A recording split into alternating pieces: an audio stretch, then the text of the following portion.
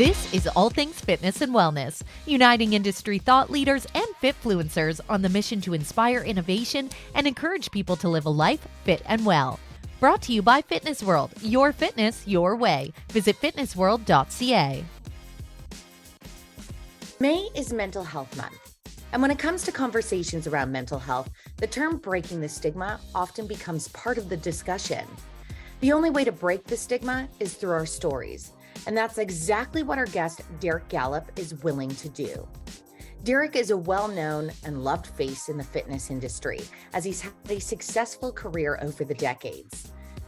Over the last couple of years, he has had to face unimaginable tragedy with the loss of his wife, Carla, due to suicide, which came after a lengthy battle with mental illness.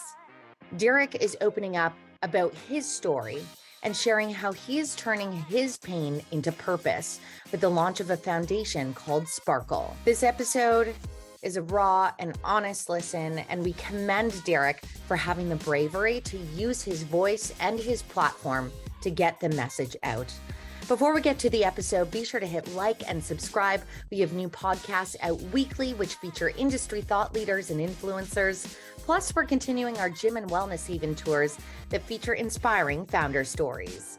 We're on a mission for everyone to live a life fit and well. And I'm your host, Chrissy Van, for ATFW.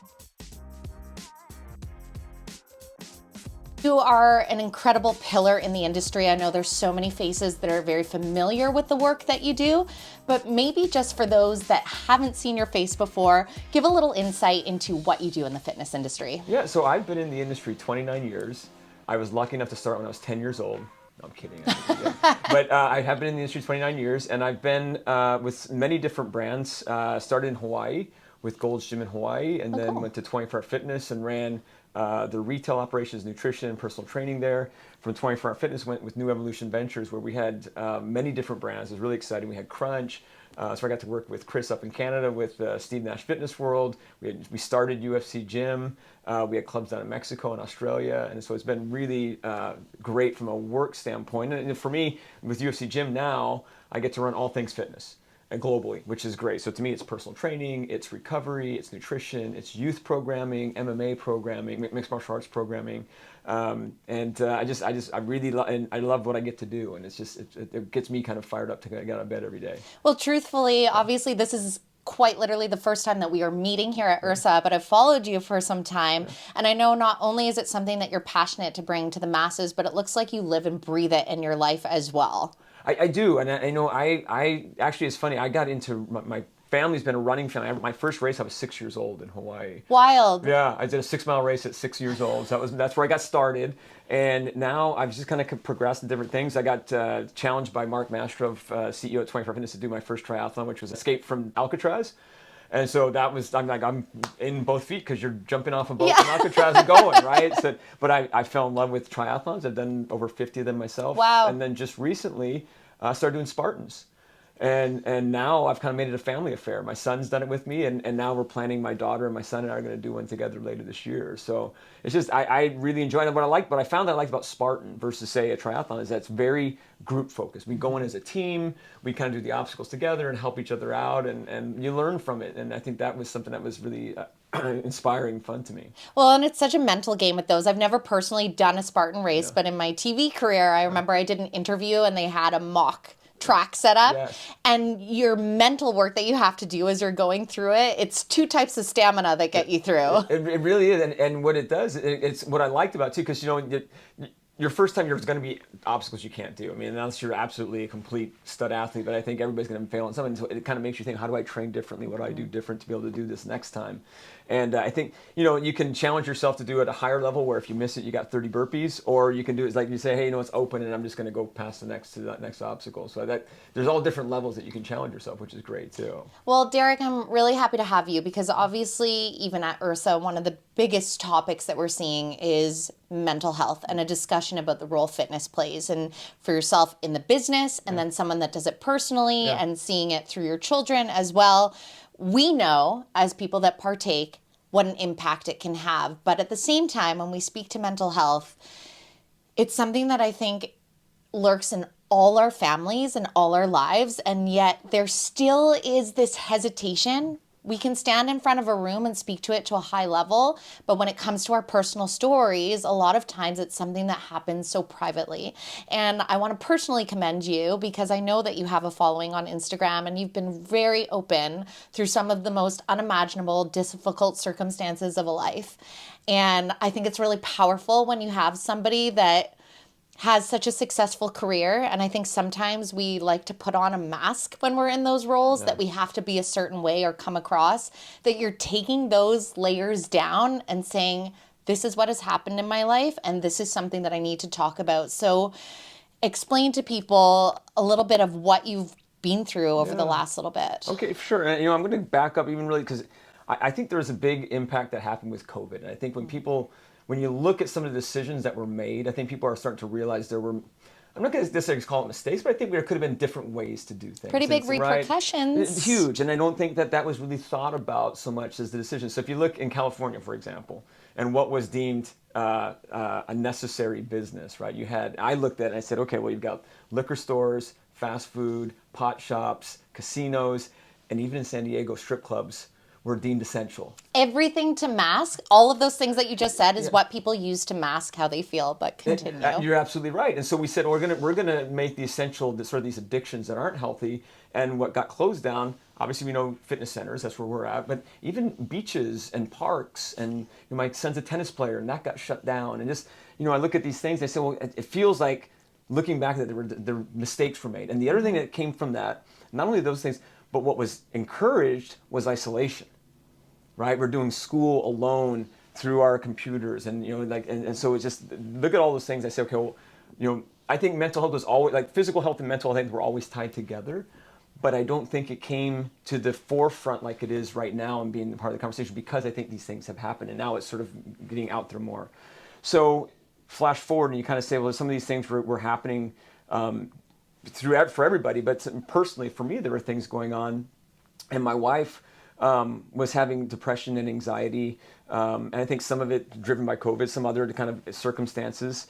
And I think she was kind of in a place where she sort of felt sad, but there was a 3-week period where she had such bad insomnia. She was sleeping just 30 minutes a night for 3 weeks, and I think it went from mental health not being great to it really kind of fell off a cliff. Mm-hmm. And I really worked with her, and so she had a suicide attempt in April of 2020, and so we worked together, all the different things that you could do to get through it, and went for another 2.5 years, and things were not going the direction you wanted. I think she was at a point where the things I just described, she was isolating. Mm-hmm. She was starting to drink alcohol where she hadn't before, and I think you just said masking. For sure, she was masking whatever, and I understand she was going through pain.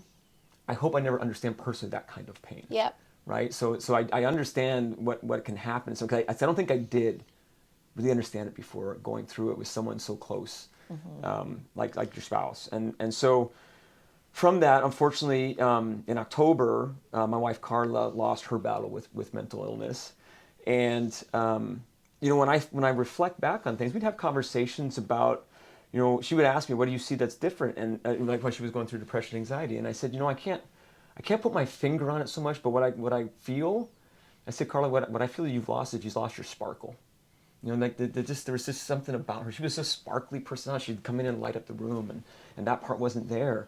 And so I've really kind of thought about the pain that she went through, that I've gone through, my kids, her family, and my goal now is how do you turn pain into purpose? And so from that, and being surrounded in the fitness industry with all of these great people that I just thoroughly enjoy being with, not just working with, but just being in their lives. And it kind of came to me that I wanted to incorporate that word sparkle. I thought that, that's just, I've talked to people about it, and that's really a powerful word, spark, and then kind of sparkle. There's kind of two things in there.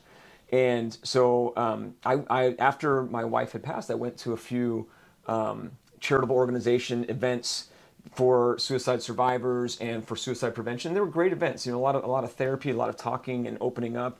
But what I found missing was a focus on activity, a focus on movement, on fitness, let's say. And so I felt that there's an opportunity to kind of bring those two worlds together, something I'm really passionate about, and a new passion to really, I think we can help people because of the fact that I've been open and talking about it.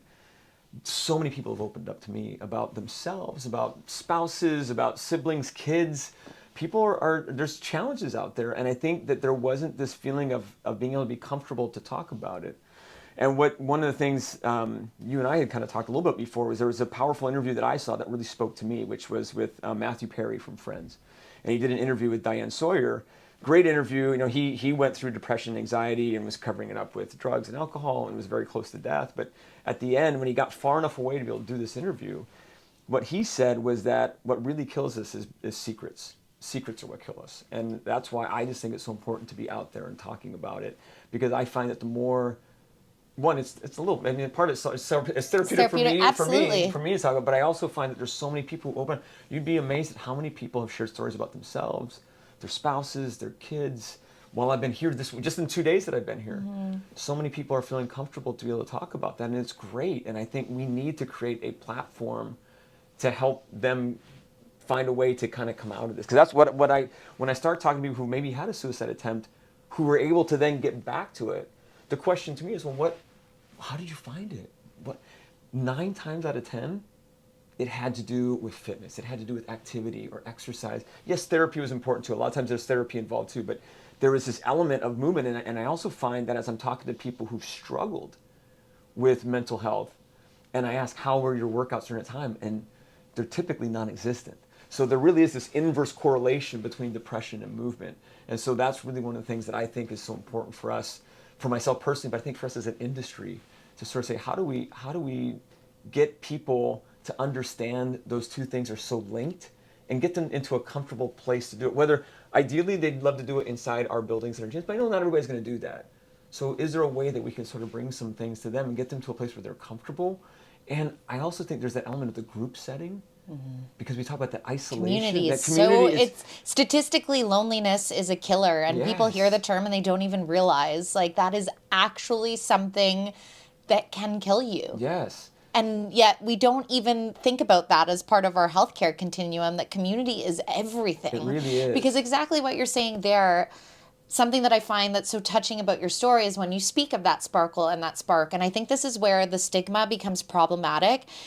When people hear of someone that has depression or is suicidal, they almost broad brush it as this dark being or dark cloud of a person. And you're like, there is a vivacious soul in there that through pressures of life or even just mental state is living through a life experience where it's so hard to relate. Like, again, hopefully you and I never experience that depth of pain, but it is something that's so difficult to understand. But there's someone inside of that. Right. They don't want to be in that place. And yet, when you look at what's available, exactly COVID being the great example, there's all these quick fixes to numb the pain. Yep.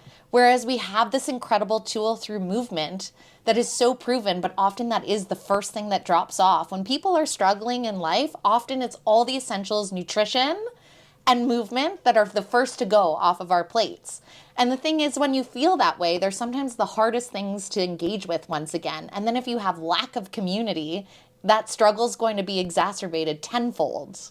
You're 100% right. I mean, the issue is we all need a support system, right? And so when you don't have the community, the only support is yourself. And when you're down in a low place, you're not going to find it. And I just find that, inertia is such a powerful element, right? Because whether you're not moving, it's so hard to get going. Whether it is to get back on my nutrition game or just even get outside to go do something. But inertia is also so powerful if you're in that zone and it's something that you just do every day or however many days a week that you want to be active, but it's something that you just do. That inertia is so strong, and because it actually takes a power to stop it from happening too. So it's just, how do you get that ball rolling and get people feeling comfortable, confident, motivated to want to go do that again? And I really believe that there's an opportunity first as an industry, and again, I do think there's an element of the industry, but I don't know if did I tell you what the Sparkle stood for? I don't think I told you the acronym. No, please do. So Fitness World's 16 British Columbia high-value, low-cost gyms are committed to helping people reach their fitness goals, whatever those may be. Exercise and movement play a pivotal role in supporting people's overall health and wellness, and it is Fitness World's mission to provide the facilities, services, and amenities to help you achieve your fitness your way. Visit fitnessworld.ca for more information. I want to talk about Sparkle, right? Because I'm big on acronyms. Yes. And so when I thought about Sparkle, the word, and so I was like, well, how can I make this have meaning? And so Sparkle, and the SP to me automatically thinks of suicide prevention through activity, relaxation, kindness, laughter, and education. Oh, I love that. And so again, we talked about kind of the activity, the relaxation. You know, a lot of things that I'm learning also is that elements. We do a lot of recovery inside our gyms. We're finding that you break our body down, we got to recover. So recovery can have a lot of different meanings. So I like the word relaxation. And cold therapy, even though maybe not feel that relaxing, after you're done, the relaxation is there, right? I'm a big fan. Okay, fantastic, right? Whether it's cryotherapy, whether it's cold plunge, whatever, cold shower, whatever, but I can't say that's relaxing while you're doing it. No, everything. I actually was explaining to a partner of mine today, and I was like, everything in you and your body says, no, I don't want to. Yeah. Yes. And then it's even just having that moment of mental fortitude to push through that, and what's on the other side is just this flood of endorphins and a sense of accomplishment. You've pushed through a fear. It's so powerful. It is, and the dopamine levels rise, and and the dopamine is a lot of those other things we talked about that were stayed open during COVID. What the science is saying from cold, that your dopamine levels actually stay up as much as 2 hours, where with all these other things we talk about, it's maybe 10 minutes. That's why it's a chase. But I even find that, and maybe you find this too, but I actually sometimes have to find myself focusing on relaxing while I'm in it.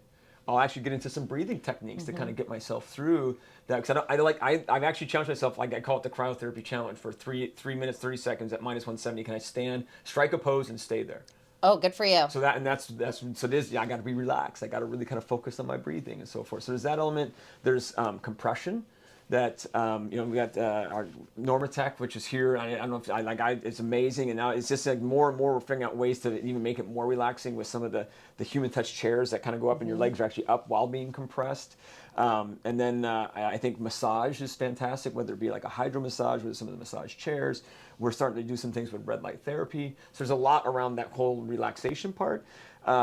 I think laughter, and I think there's a piece to this where I know laughter is it's another one that raises your dopamine and so forth. So I think there's a comedian partner that we kind of start looking at. Yes, laughter is the best medicine has become a saying that loses meaning, where you're like, how often in life, I find the bridge of you saying relaxation into laughter. Yes. When you think of how we operate in life so often, and I verbalize it in this way, it's like having 12 Google tabs open at the same time. Yes. And what happens when you have that on a computer, it's not going to run as efficiently, and at the end of the day, eventually it's going to burn right out. Yes. And that's how we operate, most of us as humans. Yes. And I think a lot of it has to do is because we have a million things that are available to distract us. And so I think it's so great to see these elements of relaxation move into our fitness spaces, because it forces us to practice the art of decompressing the mind, which is very, very difficult to do.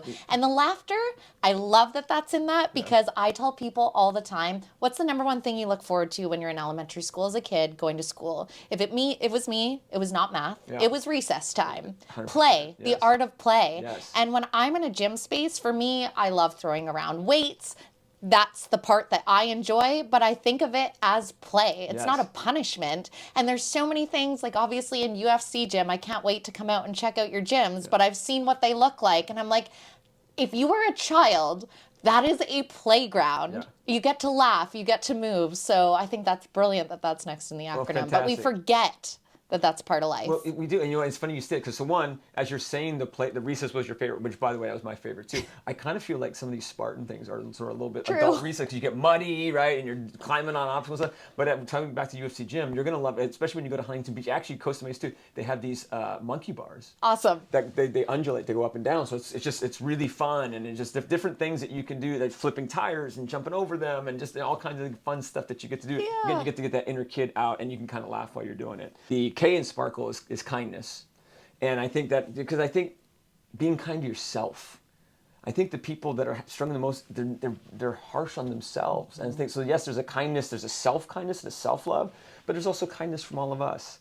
Because I think I changed during all of this. I would tell you that before going through this experience that I couldn't understand it all. And again, I can't completely understand, but how someone could ever be at a point that they felt that the best answer was to end things. Mm-hmm. And I would say, well, that seems selfish, or that seems weak to do that. But now that I've gone through this, I see that it's not the person going through is not the person that you knew before. And so something's changed, whether it's chemistry in their brain or whether there's just all the situational elements happening that do that. But I just find that if we can be kind, one, yourself, but also for those there, I think that that's going to go a long way. And I think the last piece is the E, is the education. And educating people about this, because again, I still think there's an element, one, we're scared to talk about it, right? As you said, there's that stigma. And for me, one of the biggest things of talking about is we have to erase the stigma, because if we don't, it's just going to perpetuate. It's just going to continue to have more. And again, we're in a state where I think mental health, because of the things that we went through with COVID, and kids especially, I think that that's becoming more and more challenging. So I think just educating people on, one, what is mental illness and mental health and how do we do it, but also what are the things you can do. A lot of, going through this, the first step was see a doctor and get some pills to take. And I just think that having to do it over again, I think that it may not be, probably would not be the first step, but that's where the medical community kind of goes, is that's the first step. And there's a lot of things, I think, educating on how do you address depression? How do you depress anxiety? And so I think that all those together. So suicide prevention through activity, relaxation, kindness, laughter, and education is kind of where we want to go with things on this. Yeah. Well, and I think it's brilliant what you saying as well in regards to education and talking about it, not just for the people going through those moments of darkness, but for their support systems as well. Because and it shouldn't be, but there is this shame on both sides. Yeah. And I'm like, why? And when you look at the statistics, again, this is something in so many people's lives, families on different levels and different depths. And when you speak to the kindness factor, I appreciate, because when I first heard it, of course, I'm thinking of us being kind to others, but you hear the term suffering in silence. Somebody that's generally going through the depths of depression feels that way. And then if their only narrative is self-talk that's now reprogrammed, we know neurologically, sometimes we get on these circuits and then it's just a loop of constant. And if that's all that you're feeding your brain with, it's like, how do you even begin to see that there's potentially a helping hand on the other side? So all the work and advocacy that you're doing, truly, like, good for you, because this is not easy. I can see that. It's not. And obviously you're somebody that has believed in physical activity and exercise, and I imagine that's where it's harnessed the mental fortitude in you to be able to work through this way. But to use your grief in such a beautiful way, what an incredible role model for your children as well. And byproduct of that is like the kids that are coming up. Sorry, it's making me emotional, because I do think that that's like, it's something that impacts so many people, and this really can be the change. And I had somebody say something to me today that I corrected them immediately, because they were like, yeah, on the floor here, there's so many conversations about how the fitness industry is mental health, and that's the buzzword and the trend. And I said, I appreciate what you have to say, but I said, no, it's the reality. This is the bridge. If we get people to understand, it truly is the bridge. And I'm sure even for yourself, going through this process, having those tools to move yourself. Emotions is energy and motion. If we do not move, all of that energy that maybe is negative and depressive energy or sad energy is going to get stuck and live in you. So having the opportunity to allow that to move through us, and also the fact to have emotions publicly, that's another thing too that for some reason has a huge stigma around, where we need to break up with all of this. Yes. Well, I tell you, so coming back to the movement for me, because, one of the things that I did while this was, I went to, I used to always be like, I have to have music when I do cardio, right? And then going through COVID, I actually switched to podcasts and books and different things where I would kind of like, I'm learning about things. And as I had a topic of, how do you help someone with depression and anxiety and so forth. And I think that it was encouraged. I was trying to get more things going on there, but it still kind of comes back to even to that kindness and the self-love. Because I think about one of the things that made me so sad. My liking about my wife, and she was just like one of the best mothers I've ever been around. I mean, my daughter's a bioengineer that graduated from UCLA. Incredible. My son's a junior in computer science at Cal Berkeley, and they're doing fantastic. And I was traveling a lot, so I owe so much of that to her. But one of the things that made me really sad, we were getting ready. It was going to be family weekend at Cal Berkeley for my son, and my just this lack of self-love was. My wife said that he would be embarrassed to have me there. And I just didn't understand how she could feel that way about herself when I felt she was the greatest person. And so just that part is, how do you help somebody find the ability to be kind to themselves. I think that's one of the hardest things. And again, that's to me therapeutic, but also it's through therapy. But also I just think if you've got some type of goals and things that you can do in fitness, I think goals are really important. Not just cosmetic goals. I think that's right, something that you want to accomplish. We talk about the sense of accomplishment of doing something, whether it's a triathlon, a Spartan, that maybe you want to do a physique competition or whatever it is, something that drives you. I think having those is also one of those things that helps bring you out. And what I find why I like some of the things that I'm doing is it also has that community aspect, and the classes and things that we do bring that community together. And then one other thing I was just thinking about going through this, I found out, I don't know if you knew this, that the Saturday before Thanksgiving is International Survivors of Suicide Loss Day. And I found that out on a Sunday before that Saturday. And so I was letting our team at UFC Gym know about this, and the marketing department was so awesome that from that Sunday to the Saturday, we pulled together a class in every single gym. And we did donations, we raised money, and we did it in honor of somebody that you knew. For me, it was for my wife, but also but anybody that you knew that was going through any kind of mental health issues. And it was fantastic. And what I loved, and I didn't even guess, this is something that they did for themselves in the gym. The start of the workout was everybody ran a mile. And what I loved about it was that the reason was that you don't know what someone's going through until you run a mile in their shoes. Beautiful. And it touched me so much. And so that was some of also the onus for wanting to start the foundation, because I thought, I saw how many people were working out and how many people were positively impacted from that. And I just said, okay, there's something here, there's a need, and we need to help people. And it's exactly as you were saying as well with the youth. I've been doing gym shorts for our YouTube channel and just doing Q&As on the gym floor. And one thing that I think is amazing and also a bit of a yellow light for us to be looking at is one of the number one thing the kids are saying, I'm here because it helps with my mental health, which also shows that there's an essence of struggle there as well. What I appreciate about the generation behind is there's conversations around it. And so it's hopeful, and there is a lot of hope that the more voices that we have advocating and breaking down the stigmas, as it comes up the ranks, this should just be a regular part of our healthcare continuum and the conversations that we have. We're not there yet. We're not, but I think we're moving there. And one of the things, I know you're getting ready to visit, UFC Gym later this week, and I've worked with a lot of different brands, and one of the things that I love that we've done with UFC Gym that we haven't been able to replicate in any other brand is that children as young as age 6 can get their own membership. Right on. And what I love about that is that they start to learn. It's not even about fitness. It's about learning the love of moving, learning the love of being in groups. Maybe you start getting to where you really enjoy that martial arts side of it, but you're getting some discipline of just taking care of yourself and being proud of what you're doing. We have conditioning classes. We also have, we do family workouts, where you can come in with your kid who's over age 6 and work out together. And I've been doing, my son's 9th birthday party was at UFC Gym. Awesome. And so, that's been a part of what we've done for years. And I think it's one of those things that it brings you together so much more.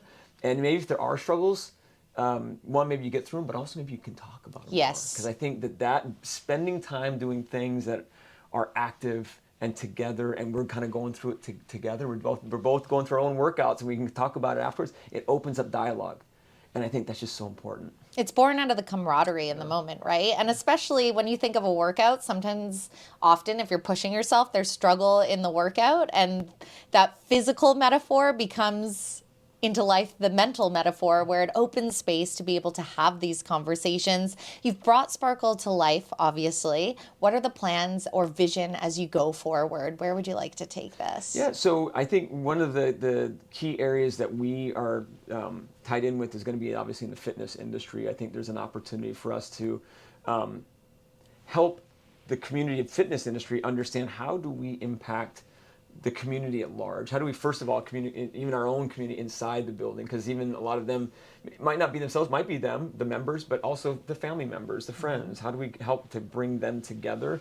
Maybe it's within our four walls, maybe it's we have to go out and help them, but I think there's also an element of advocacy that we're going to need to get after. And we're really at the infancy stages of just getting this started. But those are some of the things that I see, and it's one of those things where the more I'm talking with people, the more there's becoming others that want to get involved, and having so many different perspectives of things that we can do to help has just been tremendous. And then, one of the other members on my board is also in the insurance world, and so he's got this whole other perspective and things that have been going on there inside their office, and a big desire to help with suicide prevention. And again, I want suicide prevention to be there as the number one foundation, but they have to be at the reality of survivors of suicide loss. We need to help them too, because that's a really, really, really challenging time, and you really, it's a time that they can be at risk themselves too. I bet there's probably way more questions than answers. Yeah. I imagine, and I understand the validity of feeling that way when it comes from a guilt perspective, but at the same time, I'm sure at this point that there shouldn't be, but I imagine working through those emotions would be incredibly difficult,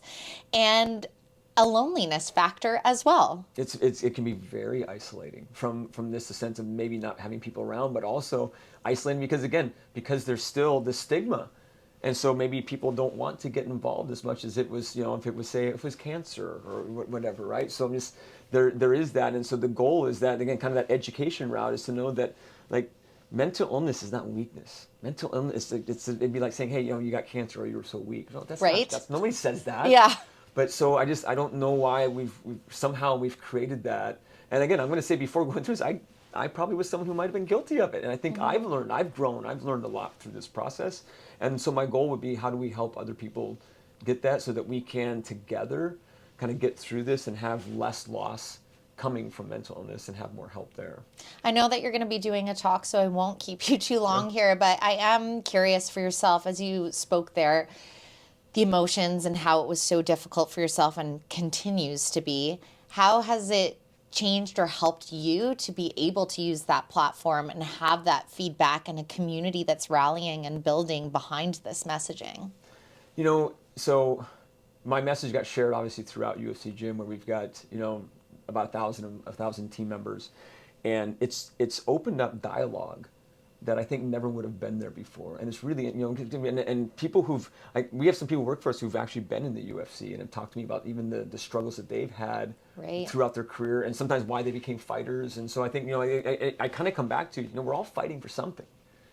And, for a lot of us, I think, I don't know as much as we were thinking about mental health being something that we were fighting for, but I think that is sort of coming to the forefront a little bit more.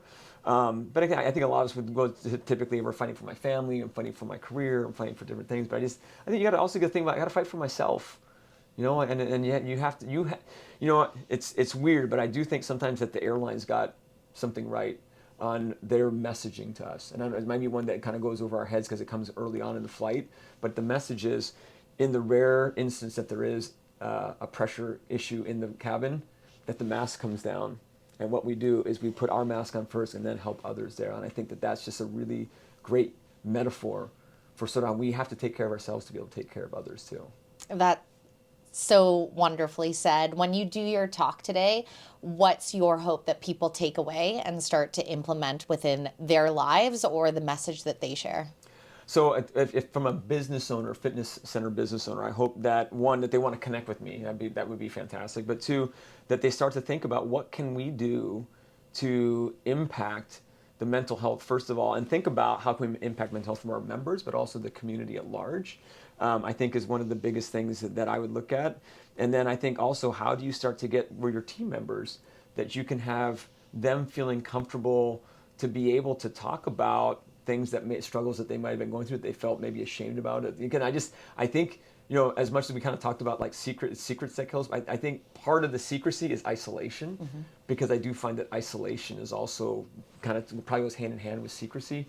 And the more that we can stop people from isolating, I think the better that's going to be. So as a business owner, how do I, are there ways that I can incorporate classes, that I can incorporate certain workouts where we're really kind of focusing on mental health and maybe fundraising for that, but also how do, for my team members, make sure that they're feeling they're in a safe environment and someplace that really cares about them for their whole wellness, not just the physical. I think we've all been very in tune to the physical wellness being something that's important, but I think it's holistic, and it's physical and mental. Definitely. And because someone said it to me, and it's sitting with me and irking me a little bit, that this conversation that's taking place here at this incredible convention and that mental wellness and mental health is just a trend in the industry right now. Yeah.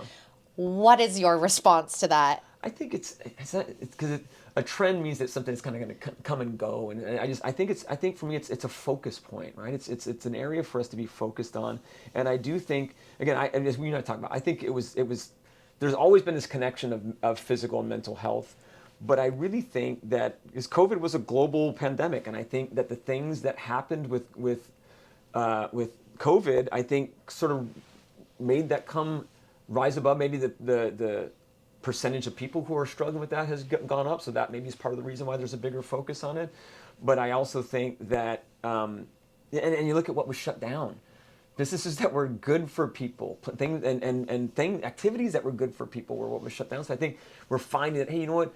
Yeah, I'm not going to say it was mistakes made, but I think it may be some aggressive decisions made in the past, that this is an opportunity to really help correct those. And so I would just say, hey, mental health is one of the key focus points, but I hope that it's something that never leaves, right? And where to me, a trend is something that kind of comes and goes. And I just think that, I think we're starting to understand that important connection between the physical and the mental wellness. And it's like I don't think that you can have good mental health without a body that's actually moving and doing some things. Now, again, in the best way that you can. Yes. Because not everybody, it could be a walk if that's all that's accessible. Or even if you're a disability, I don't want someone to feel like, they can't, because they're going to do whatever it is that you can do. But I also think that without good mental health, it's really hard to have a good physical health. And I think that there is just a linkage there that's really important that they put together. Oh, thank you so much, Derek. Truly, I can't wait to see where you take this and being part of this conversation that is so important, and I hope just continues to get louder and louder. I have to know, what are you training for now? So I do. So I've got coming up. My kids and I are going to do a Spartan. So my daughter's never done a Spartan before. Nice. So the three of us are going to do it. She's gotten into rock climbing, and I've been telling her, I said, rock climbing, the grip and everything, you're going to do fantastic. Got a Spartan. So I actually have a Spartan coming up next month in San Diego. And I'm trying to get a team and get rallied and have a bunch of people in there. Nice. Have a lot of fun for that. And then there are challenges that we do at UFC Gym, some fitness challenges. And so there's one that we call the Octa, which is 8 exercises that we do. And it's the first one we're doing, where we're going to have a 40 plus and a 40 under, and you only compete, awesome. The 40 somethings don't have to compete against the 20 somethings and vice versa. So we're going to crown winners, team member winners in the 40 plus and under 40 men and women. And so I think that's one of the things that I love getting in the mix with everybody there too. So I think that'll be a lot of fun. I think personally for myself taking on this venture, my background obviously wasn't in the fitness industry, just a very passionate fitness consumer. And the thing that has struck me and I've appreciated so much with speaking with people like yourself is, again, how much you live and breathe exactly what you're saying. And I've done a lot of interviews in my life, in my previous career, where oftentimes the CEO messages with this are not correlated. Yes. And more, I just encounter everyone in this industry that really is so passionate about it. And when you speak to everything that you're doing for Sparkle, I will tell you, I'm personally a big journaler. Yeah. And through that COVID period, I have several pages where one of the biggest struggles I had was that my gym was closed. And this light bulb has gone on for many of us that have celebrated movement over the years, and through the work and advocacy that you're doing, I think bringing the message to the masses, or that other 80% that we speak to, you're going to have this huge ripple effect. And so I just appreciate people like yourself for using your voice. I can't imagine how difficult when you were first building momentum around this journey. So keep going, because you are adding this incredible sparkle to other people's lives. And I just can't imagine how much that means to not only yourself, your family, but those that are touched by it and are reaching back out. Well, thank you so much, Chris. That really lifts me up and helps me want to kind of continue to do more. So thank you so much. You've just listened to All Things Fitness and Wellness. This episode was brought to you by Fitness World. Your fitness, your way. Don't forget to hit like and subscribe so you never miss out on hearing from industry thought leaders and influencers. We are on a mission to help everyone live a life fit and well.